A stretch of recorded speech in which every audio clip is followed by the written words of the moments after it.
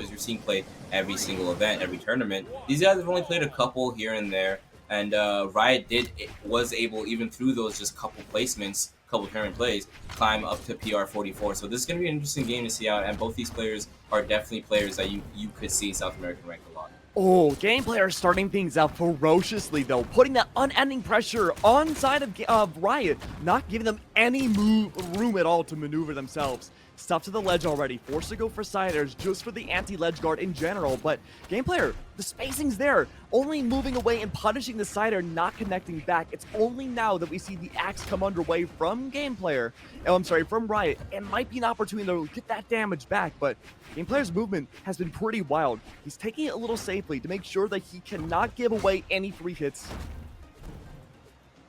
Yeah, this is definitely an interesting matchup in general, right? Because the Gauntlets are that fast-paced, aggressive weapon, and the Blasters do have to focus completely on their spacing. Now, if you have 96 levels on a character paired with, like, whatever other character you have, because that's the good thing about Brawlhalla, right? Excuse me. That's the good thing about Brawlhalla. You have that same weapon similarity across the cast, where one character has blasters, you put 96 levels into that, it's going to carry over. Let's say you want to play that Diana, that Reno, whatever you want to play, you're going to have that same weapon set there, and that's going to be really good for you. So he has a ton of levels on blasters, and it's doing somewhat work. Game player does end up taking the first stock off Riot there, only being in the orange, and you haven't seen too many more hits come in. And game player with the pivot and sync is going to even it up almost immediately from the orange, and that's exactly what you need in a situation like that. The blasters have been primed and picked up again, and now game player is the one on the lower foot here. He's the one that's playing back, trying to get his footing after that explosive stop from Riot.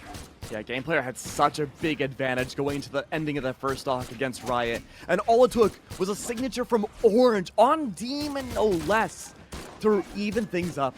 And now, game player is the one who has to play a little bit more aggressive.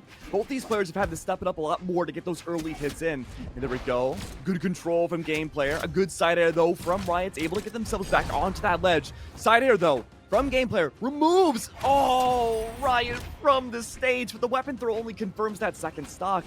But Remy, if it's anything like we've seen before, we've seen in that first stock, where Riot was struggling to even things up, only needed that one signature to bring things back to an even stock line. Do you think it's going to happen again? Well, we have the side air already put out there, and now we have the edge guard pressure here. It's looking like he wants to go for these side airs. He's just trying to tag on a bit more damage, but he does also know downlight recovery is an option, but weapon throws from both parties are out, and the dare into side air again, an explosive knockout, a 1-2 hit. Before it was the dare into the N6, now we're looking at dare into side air. These conversions off hits are doing so much work for Riot here. Downlight into the side left, and there's not going to be able to be pivoted in time. And game player now, once again on that back foot, we're seeing it come out slowly. There's no big strings yet, and that's definitely what you want when you're playing inside, especially against Barraza, because if you're just getting one hit against that 7 defense, you're hitting a tank with a couple rocks. It's not going to work out for you. One of the tankiest blaster players in the game. Riot has been on that back heel, though.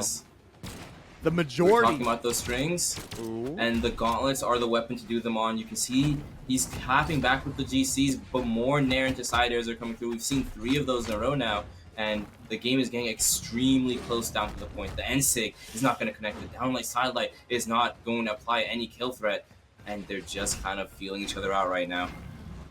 Yeah, the majority of the work that Riot's been able to employ in this matchup has been within the first 30 seconds of game player losing a stock.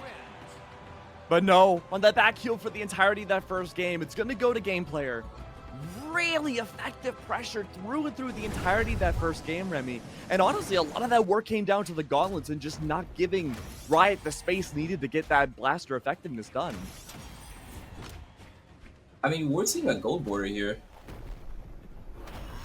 Is this how the gold players have leveled up to contest the diamond players? I could never play in this region. No way.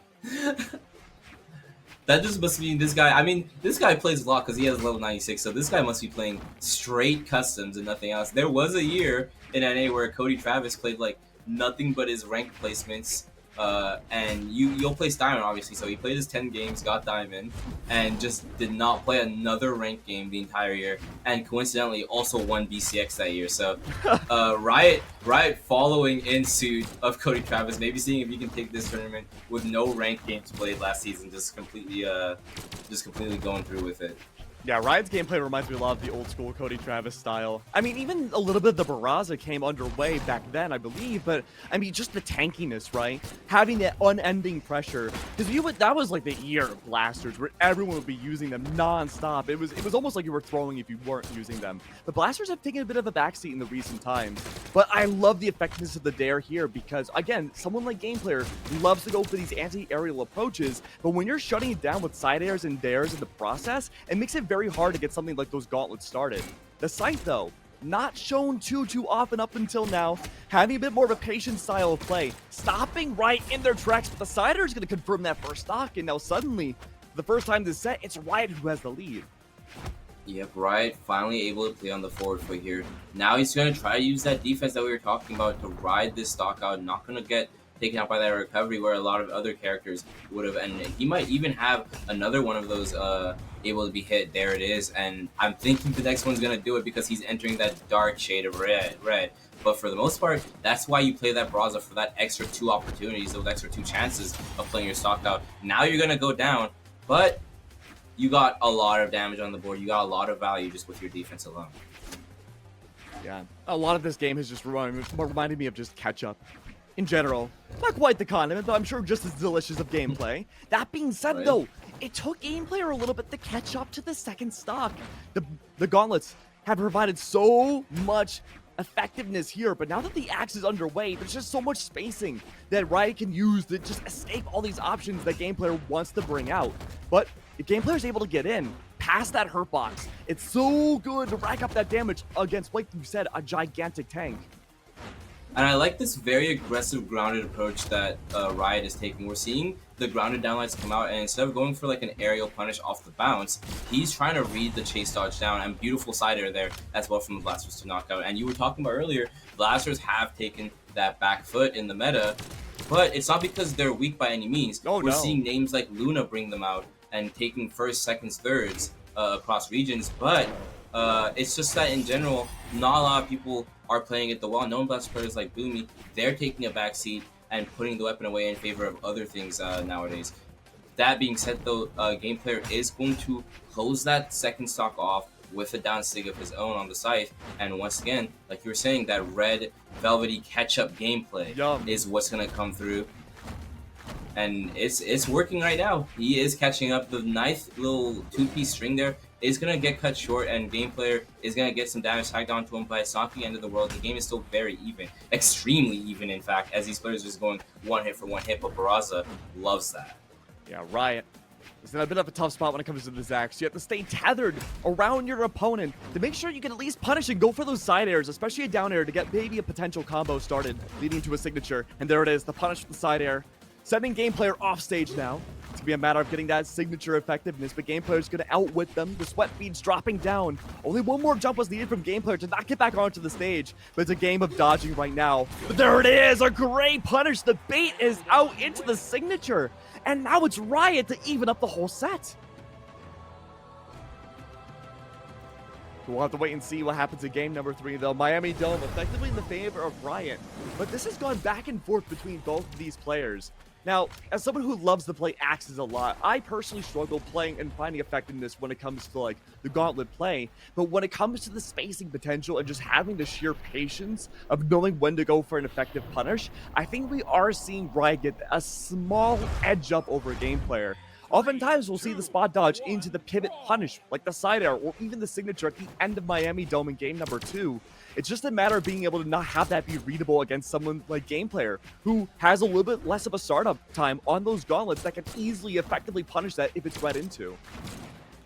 Now, we are back on that Miami Dome, especially after that last game. I think Riot did a very good job of using the map to his favor. You can see how he plays those close edges, and how he stays low to the ground while using the platforms to his advantage. And Gameplayer he's opting to go back to it as well, feeling as he can do the same thing, and the map wasn't the problem in that game, right? This game, we see him playing the forward, but we see him getting aggressive at the start and building the damage. As I say that though, Riot is finding some mix there. Just a couple downers, nothing to be too worried about. The game player needs to be worried now because that's 3 sidelights in a row. And you have to think to yourself, what am I doing to get hit by this? The fourth one comes out and doesn't connect, but the downers are back. And another sidelight. This time he thinks he's going to go back down, and the GC sidelight is there. Sidestick is there. Riot is going absolutely insane right now with the blast. Really dangerous spot to be in. He did get the touch, so he is going to have options going back up with the down like ground pound. He's going to send him down once more. Weapon throw confirms it with another ground pound, and he is going to be finding himself somewhat reminiscent of game 1, having to catch up in this stock here. He does get a bit of unarmed damage to make it easier for himself, but the axe is going to be the tool you need to get that knockout. It does feel really similar to game number 1, but the big difference though is that game number 1 was on Demon, and this is Miami. Blast zones are going to be a little bit shorter, not as much stage room to work with here. Off stage though, you don't want to go off stage against the Scythe, just barely making their way back to the surface, but game player's not ending there.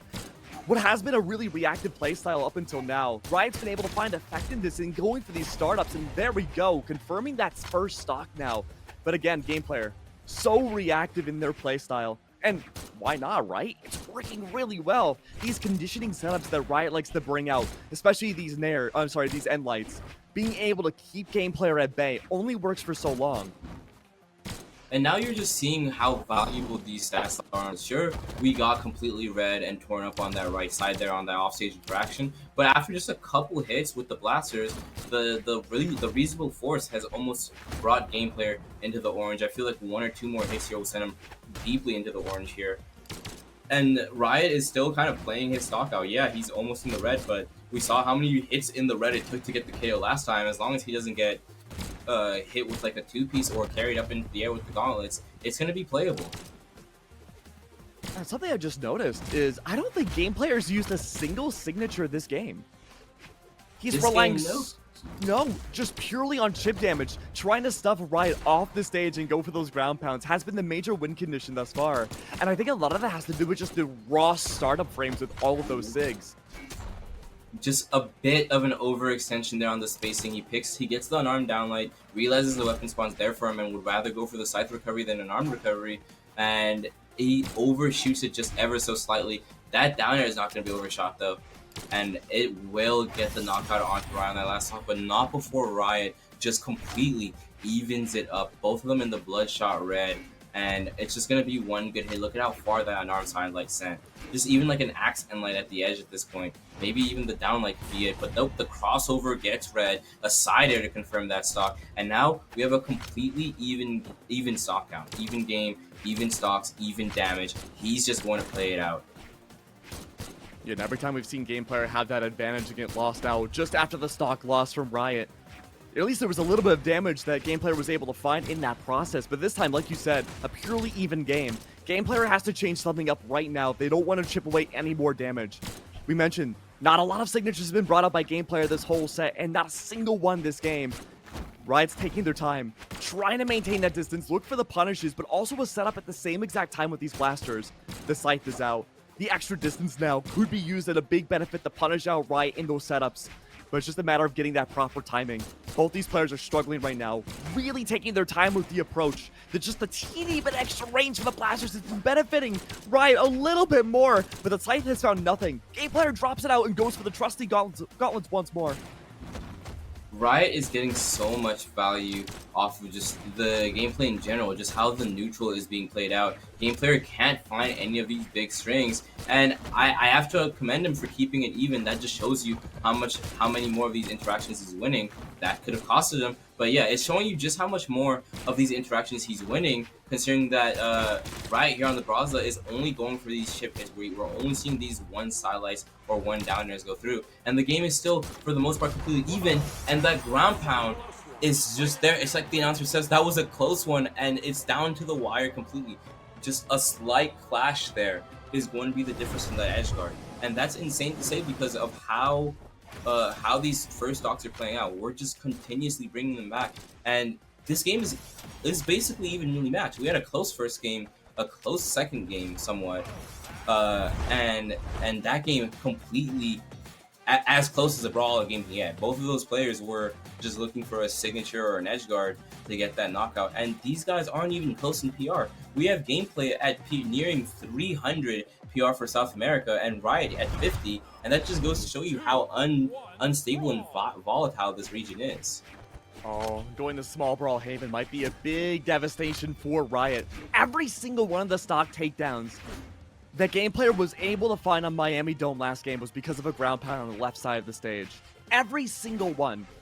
No signatures used whatsoever. It's all about just stuffing Riot away. There are longer ledges to the stage though, and that might benefit somebody like Riot who's been stuffed to the ledge so many different times. But even then, if the win condition right now for a game player is just to send him off stage, without even using a signature, just into the blast zone, stuffing them down, this might be a very long hill to climb up ahead for Riot. And it's like you were just mentioning from the last game, only one signature from game player thrown out the entire time. So not really going to be a signature heavy issue, but he was able to get those confirms, those offstage interactions, and that's where you want to have that success with the gauntlets, right? You want to be able to push your opponent offstage and steer that ground pound into them, get those nairs to send them back down. And even one of those kills, I'm pretty sure, was a weapon throw, and he confirmed it with the unarmed ground pound. So just stuff like that. Offstage is going to be your friend, especially on the Mordex if you're not using the signatures. But Riot right now has a slight lead here. That down air is going to... has a slight deficit here, and that down air is going to do a good job of getting it somewhat even. Same with that axe down air. He has the stage control, the weapon advantage. That downlight's not going to connect, though, and it allows him to get punished substantially. Game player is really trying to find these reads right now. The spot dodge coming out a little bit early just before, was able to find the setup off of it though. A good recovery though to gain that first lead. Might be the longest first stock we've seen in this entire set.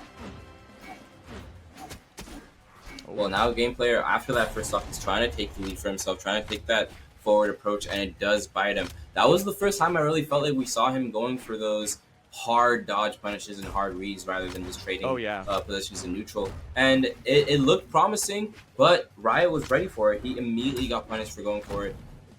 And let's see if he can go for it again. A dodge read to the right is not going to be punished, so it's not the end of the world, but you definitely want more than that when you have these gauntlets in your hand.